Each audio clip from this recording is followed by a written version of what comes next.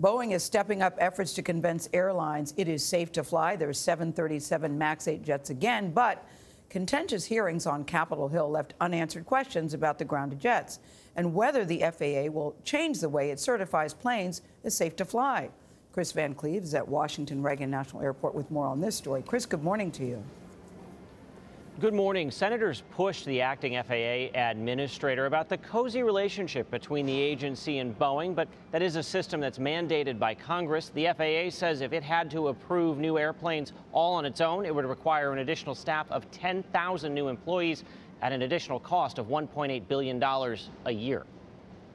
You don't think that they should have been mandatory? Is that what you're saying? Senators demanded answers about how the Boeing 737 MAX was approved to fly. In the hot seat, acting FAA Administrator Dan Elwell promised the grounded MAX will only return to the skies when it is deemed safe following 2 deadly crashes. U.S. and international operators of the 737 MAX are relying on the FAA to get it right. Texas Senator Ted Cruz said the hearing is just the beginning. My hope is we will get these planes back in the air when we can be confident that they are safe and they're not endangering the safety of the flying public. And that's the purpose of the investigation. That's the purpose of this hearing. You're not there yet, sir, I'm guessing, by your answer. No, not remotely. The 737 is a safe airplane. In Washington state, Boeing hosted 200 pilots and staff from airlines explaining software changes it's making to the 737 MAX. Boeing will also require additional pilot training. American Airlines 737 fleet captain Roddy Guthrie attended the seminar. What they've done and what was explained to us today in detail are significant enhancements to the system.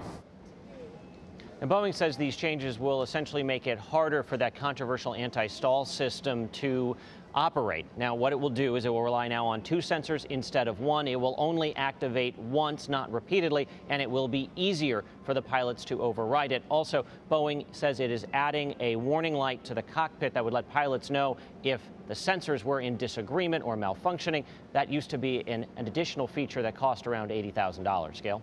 Wow, safety is always a very important thing. Whatever they need to do to figure it out, the flying public appreciates this. Kris, let's talk about the Iceland-based airline WOW, it's called.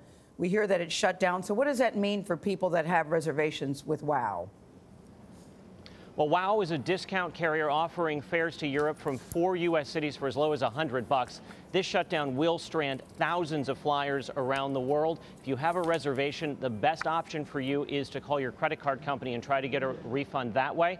Also, if you're flying WOW and you're stuck somewhere, airlines typically will offer rescue fares. Those will be discounted fares to get you home, but you'll still have to come up with money out of your pocket. Gayle? All right, wow, not so wow today. Thank you very much, Kris. Still a head scratcher why some of these safety features were optional, right? I don't understand what the thought process was there. It's not like you're paying extra for leather seats or even a reclining seat. Or the towels. Yes, it is unbelievable. Care about that so I guess we'll hear more about that in the investigation.